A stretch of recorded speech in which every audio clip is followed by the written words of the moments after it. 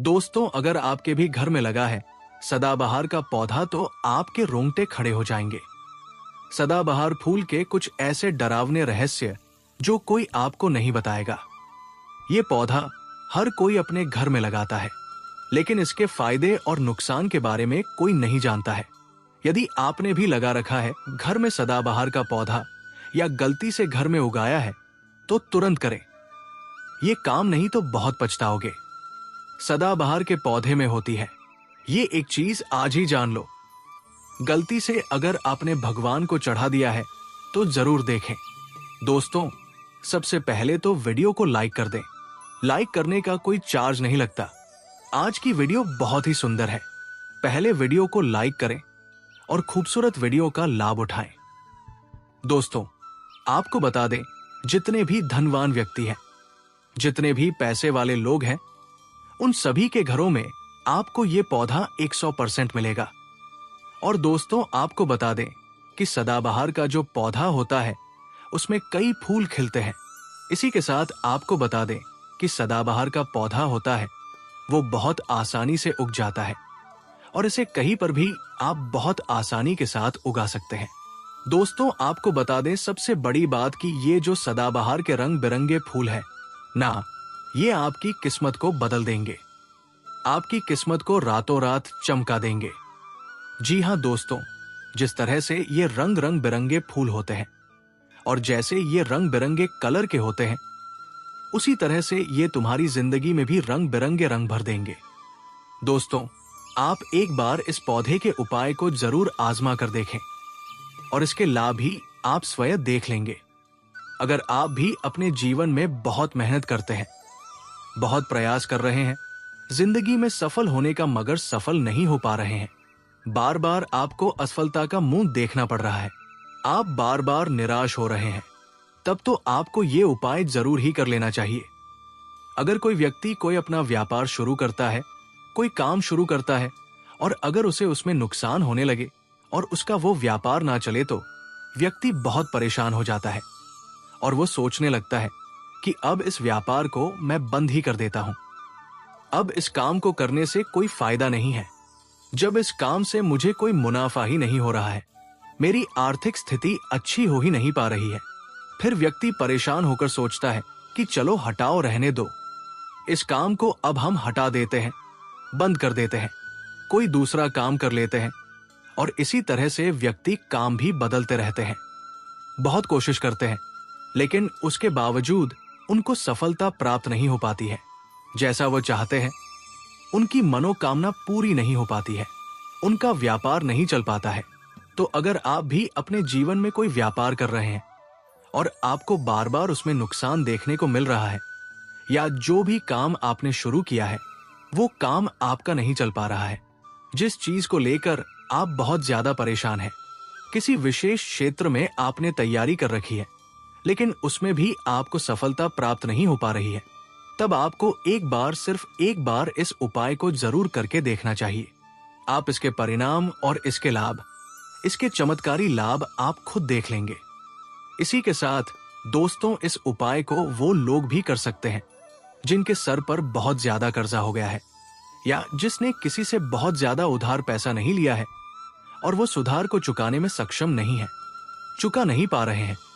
लेकिन कभी कभी होता यह है कि व्यक्ति चाहे कितनी भी मेहनत कर ले, उसके बाद उसको सफलता प्राप्त नहीं हो पाती है। और दूसरी तरफ ऐसे भी लोग होते हैं जो दिन रात मेहनत करके धन कमाते हैं, लेकिन उनके हाथ में धन आते ही बहुत तेजी के साथ वो उनका चला जाता है। कभी बीमारियों में वो पैसा चला जाता है तो कभी किसी अन्य चीज में वो पैसा उनका चला जाता है। कुल मिलाकर आप कह सकते हैं कि उनका जो धन है वो अच्छे कार्य में कम जाता है, लेकिन बीमारियों में और बुरे कार्यों में ज्यादा उनका वो धन बर्बाद हो जाता है, जिसको लेकर वो बहुत परेशान रहते हैं और महीना खत्म होने से पहले ही उन्हें किसी ना किसी से उधार लेना पड़ जाता है। और देखिए, उधार व्यक्ति कभी भी अपनी मर्जी से तो लेता नहीं है। जब व्यक्ति के ऊपर बहुत ज्यादा परेशानी आ जाती है, उसके जीवन में बहुत सारे कष्ट आ जाते हैं, जिसके चलते उस व्यक्ति को अपना घर चलाने के लिए और बहुत सारी आवश्यकताएं ऐसी होती है जिन्हें पूरा करना व्यक्ति का दायित्व होता है, जिसके चलते वो किसी ना किसी से पैसा धार ले लेता है, ये सोचकर कि अगले महीने उस पैसे को मैं चुका दूंगा। लेकिन जैसे ही अगला महीना आता है, समस्याएं और परेशानियां खत्म होने का नाम ही नहीं लेती है, जिसके चलते उसके सर पर कर्जा बढ़ता ही चला जाता है और वो उस कर्ज को चुकाने में धीरे धीरे असक्षम होता चला जाता है।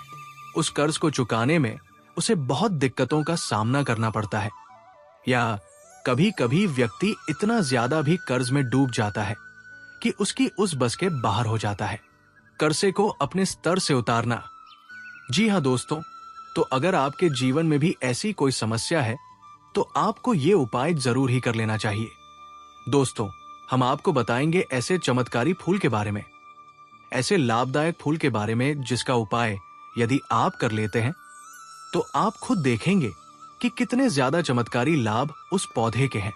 यदि इसका सही प्रकार से उपयोग किया जाए, उपाय किया जाए और भगवान को ये फूल अर्पित कर दिया जाए, तो यकीन मानिए आपके जीवन के सारे कष्ट, सारी परेशानियां तो दूर हो ही जाएगी।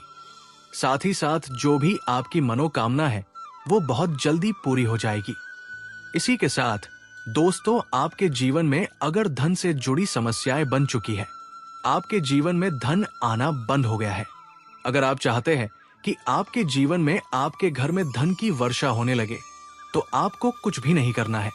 सिर्फ इस पौधे को अपने घर में लेकर आना है, और जब आप इस पौधे को अपने घर में लेकर आएंगे, अपने घर में लगाएंगे, तो ये खुद ही धन को खींचकर आपके घर में ले आएगा। दोस्तों, इस उपाय को करने के बाद जब भी आप जो काम करेंगे उसमें आपको सफलता प्राप्त होगी, और इस उपाय को करने के बाद यदि आप मिट्टी भी बेचने जाएंगे ना, तो उससे भी आपको कई गुना लाभ प्राप्त होगा। तो आज की वीडियो में हम आपको 3 से 4 उपाय ऐसे बताएंगे जो सदाबहार फूल के ही उपाय हैं, और जिन उपायों को यदि आप कर लेते हैं तो आपको कई गुना लाभ उपायों का मिल जाएगा। तो आपको सिर्फ इतना करना है कि आपको जो भी उपाय हम आपको बताएंगे उन्हें बहुत ध्यान पूर्वक सुनना है और उपायों को अच्छे से समझ के करना है, जिससे कि आपसे कोई भूल चूक ना हो। बिल्कुल अच्छे से आप वीडियो को पूरा देखें, और उपायों को तभी करें जब आप वीडियो को पूरा देख लें और उपायों को अच्छे से समझ लें, तभी आपको ये उपाय लाभ देंगे। इसी के साथ दोस्तों, कमेंट सेक्शन में सबसे पहले जयकारा लगा दें। आप चाहे तो अपने इष्ट देव का जयकारा लगा दीजिए। किसी का भी आप जयकारा लगाया, लेकिन जयकारा जरूर लगाएं। और अगर आप हमारे चैनल पर पहली बार आए हैं तो चैनल को जरूर सब्सक्राइब कर लें और वीडियो को लाइक जरूर कर दें। तो चलिए जल्दी से हम आपको बता देते हैं कौन कौन से हैं वो उपाय दें, कि यह तो आप सभी जानते हैं कि संसार में बहुत तरह के वृक्ष पाए जाते हैं और सभी वृक्षों का अलग अलग महत्व होता है। उन्हीं में से कुछ पेड़ पौधे, कुछ वृक्ष ऐसे होते हैं जो देवी तुल्य होते हैं। मतलब कहने का है कि जिन्हें देवी का दर्जा प्रदान किया गया है, जिन्हें देवताओं का दर्जा प्रदान किया गया है। जैसा कि आप जानते हैं, तुलसी का पौधा हो गया, पीपल का वृक्ष हो गया, बट वृक्ष हो गया, ये सभी बहुत पूजनीय पौधे माने गए हैं। तो आपको बता दें कि कुछ वृक्ष ऐसे होते हैं जिनमें दैवीय शक्ति होती है, जिनके अंदर बहुत अलौकिक चमत्कार होते हैं। अगर बात कर ले पीपल के पेड़ की, तो उसमें साक्षात श्री हरि विष्णु का वास माना गया है, और समस्त देवी देवताओं का वास भी पीपल के पेड़ के अंदर माना जाता है। और अगर हम बात करें शमी के पेड़ की, तो सभी का जो पेट होता है उसे शनिदेव की तरह ही देखा जाता है। कहा जाता है कि शनि देव का उसमें वास होता है। और अगर बात करें आंकड़े के की, तो यानी कि हम जब आंकड़े का पेड़ देखते हैं, उसे निहारते, तो ऐसा लगता है कि गजानन को हम निहार रहे हैं। बेल का पेड़ हो गया, जो कि बहुत ही पूजनीय है, ये आप भी जानते हैं।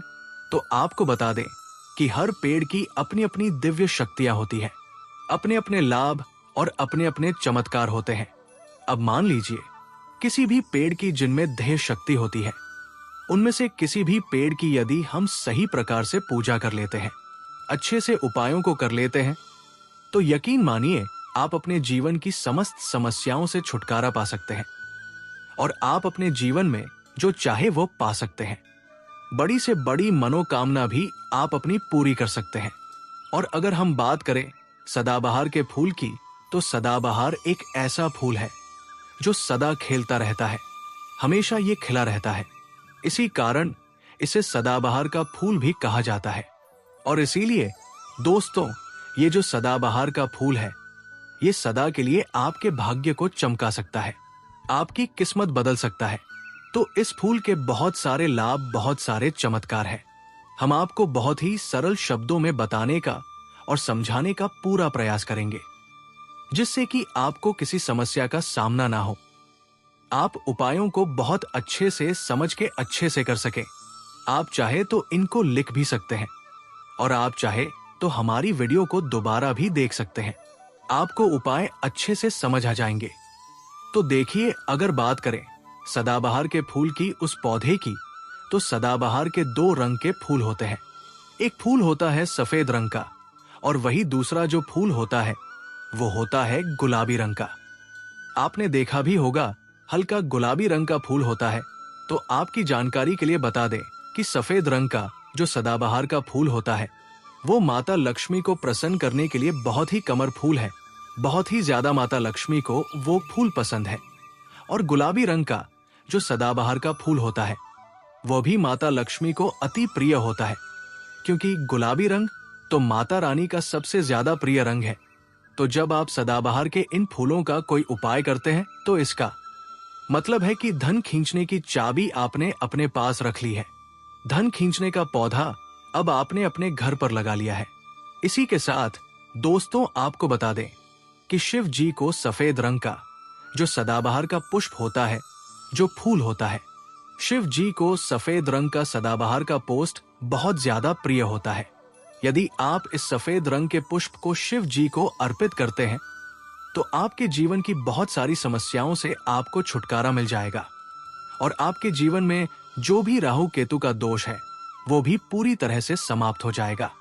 तो जब भी आप इस सफेद रंग के पुष्प को शिव जी को अर्पित करें या माता रानी को अर्पित करें, तो आप अपनी मनोकामना बोल दें। आपकी कैसी भी कामना है, वो जरूर पूरी हो जाएगी। और यदि आप इस सफेद रंग के पुष्प को शिव जी को अर्पित करते हैं, तो शनिदेव भी आपसे बहुत प्रसन्न होते हैं। अगर आपके पास सदाबहार के पुष्प है, आपके घर में कोई पौधा लगा है, तो बहुत अच्छा है। लेकिन अगर आपके घर में सदाबहार का फूल नहीं है, पौधा नहीं है, तो आपको अपने आसपास ये बहुत ही आसानी से प्राप्त हो जाएंगे। वहां से भी आप इन फूलों को ले सकते हैं। तो चलिए, सबसे पहला उपाय हम आपको बता देते हैं कि आपको सफेद रंग के सदाबहार के पुष्प लेने हैं और किस दिन इस उपाय को करना है।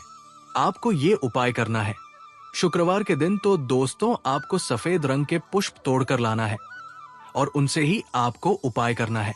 तो उपाय आप कैसे करेंगे, चीज को भी आप अच्छे से समझ लीजिए। तो देखिए, आपको सूर्यास्त होने से पहले पहले फूलों को तोड़कर लाना है। तो आपको कितने फूल तोड़कर लाने हैं? या तो आपको 27 फूल तोड़कर लाने, और या फिर आपको 21 फूल तोड़कर लानी है। अगर आप 27 फूल तोड़ते हैं तो उसका उपाय अलग है, और यदि आप 21 फूल तोड़कर लेकर आते हैं तो उसका उपाय अलग है। लेकिन हम आपको बताएंगे, तो इसलिए वीडियो में अच्छे से बने रहे और उपायों को अच्छे से समझाया। तो अगर आप 27 फूल तोड़कर लाए हैं सफेद रंग के, ठीक है ना, सदाबहार के 27 फूल सफेद रंग के यदि आप तोड़कर लेकर आए हैं, जब आप 27 फूल सफेद रंग के सदाबहार के तोड़कर ले आएंगे, उसके बाद आपको अपने घर के मंदिर के पास आना है और आपको लेना है एक दिया, और लंबी बात का आपको एक दीपक जलाना है। दीपक आपकी का जला सकते हैं। उसके बाद आपको एक लाल रंग का छोटा सा कपड़ा लेना है और लाल कपड़ा वहां मंदिर में आपको बिछा देना है। अब आपको मौली के धागे से लपेटकर इन फूलों की माला बना लेनी है। तो आपने जो 27 फूलों की माला बनाई है, उस माला को आपको माता लक्ष्मी को अर्पित करना है, उनको पहनाना है। लेकिन जब आप ये माला पहनाएंगे, उससे पहले आपको 27 लक्ष्मी मैया के किसी भी मंत्र का जाप करना है। अगर आपको कोई मंत्र याद नहीं है, तो आप बहुत सीधा सरल सा मंत्र और महालक्ष्मी नमः इस मंत्र का 27 बार जप कर लें। उसके बाद आप माता रानी को ये माला अर्पित कर दें। उसके बाद आपको माता रानी को कुमकुम हल्दी का तिलक लगाना है और उसके बाद आपको महालक्ष्मी चालीसा का पाठ भी करना है और फिर उसके बाद आपको माता रानी की आरती करनी है। इस बात का ध्यान रहे कि जब आप चालीसा कर लेंगे उसके बाद आपने जो लाल कपड़ा लिया है उस पर आपको हल्दी से स्वास्तिक बनाना है और उस लाल कपड़े पर आपको जो स्वास्तिक आपने बनाया है उस स्वास्तिक के ऊपर यदि आपने 21 फूलों की माला माता रानी को अर्पित करे हैं तो 21 चावल के दाने आपको उस स्वास्थ्य रखने हैं और अगर 27 फूलों की माला आपने माता रानी को अर्पित की है तो 27 ही चावल के दाने आपको उस स्वास्तिक पर रखने हैं। लेकिन ध्यान रहे कि चावल बिल्कुल भी टूटा फूटा खंडित नहीं होना चाहिए और जब आप चावल स्वास्तिक डालेंगे तब भी आपको और महालक्ष्मी नम का जप भी करना है। इसके साथ ही साथ अब जो माला आपने माता रानी को अर्पित की थी वही माला आपको इस स्वास्तिक के ऊपर रख देनी है। अब इसके बाद आपको माता रानी के मंदिर से सिंदूर लेकर आना है और आप चाहे तो घर का सिंदूर भी रख सकते हैं। अब आपने जो माला रखी है उस लाल कपड़े पर उस माला पर आपको वो सिंदूर छिड़क देना है। अब इसके बाद आपको उस लाल कपड़े की पोटली बना देनी है और इसके बाद दोस्तों आपको उस पोटली को उसी दिन, ठीक है ना, शुक्रवार के दिन रात्रि के समय में उस पोटली को रख देना है अपने धन रखने वाले स्थान पर अपनी तिजोरी में। दोस्तों आपको बता दें ये उपाय आपको रात्रि के समय करीब 8 बजे के आसपास आपको करना है। वैसे तो आप सूर्यास्त के बाद कभी भी इस उपाय को कर सकते, मगर आप 8 से 9 के बीच करते हैं तो बहुत ही उत्तम रहेगा। अगर आप 21 माला का उपाय ये कर रहे हैं तो आपको ये उपाय लगातार 5 शुक्रवार को करना है। मतलब एक शुक्रवार कर लिया, फिर उसके बाद दूसरे शुक्रवार कर लिया, तीसरे कर लिया, चौथे कर लिया, 5 में लगातार जो शुक्रवार पड़ेंगे 5 शुक्रवार तक आपको लगातार इस उपाय को करना है। और यदि आप 27 फूलों वाला उपाय कर रहे हैं तो आपको लगातार 4 शुक्रवार करना है।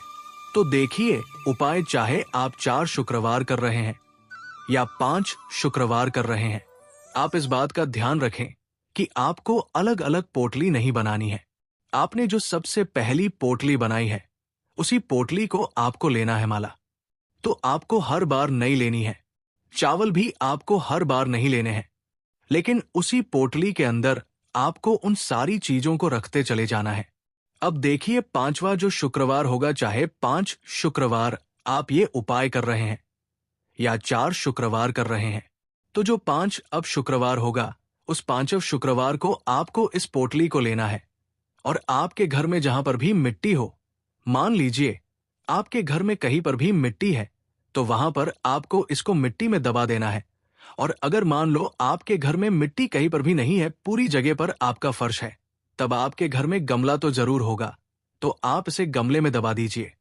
और आप इस चीज का पूरा ध्यान रखें कि आपको पोटली को पूरी तरीके से नहीं दबाना। आपने पोटली के अंदर जो माला रखी थी, जो चावल रखे थे, उन चीजों को आपको मिट्टी के अंदर डालना है। कपड़े को आपको मिट्टी के अंदर नहीं डालना है। जो लाल कपड़ा लिया है उसको आपको नहीं डालना है। तो दोस्तों ये उपाय बहुत आसान है, बहुत ज्यादा कठिन उपाय नहीं है। और यदि आप इस उपाय को कर लेते हैं फिर आपके जीवन में धन से जुड़ी जो भी समस्या है वो तो समाप्त हो ही जाएगी। आपके जीवन में धन आने के बहुत सारे मार्ग भी खुल जाएंगे, बहुत सारे रास्ते आपके जीवन में खुल जाएंगे जहां से आपको धन प्राप्त होता रहेगा।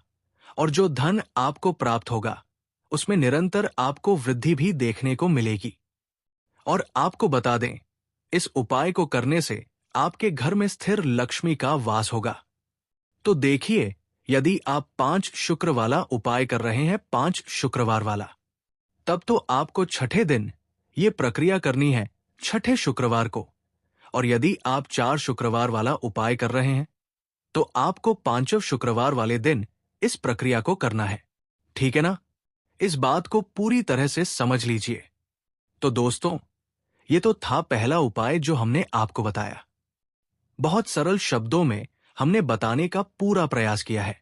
अगर आपको फिर भी समझ में नहीं आया है तो आप कुछ भी हमसे कमेंट सेक्शन में पूछ सकते हैं। तो अगर आपने अभी तक हमारी वीडियो को लाइक नहीं किया है तो प्लीज वीडियो को लाइक कर दीजिए और कमेंट सेक्शन में जयकारा जरूर लगा दीजिए। तो चलिए अब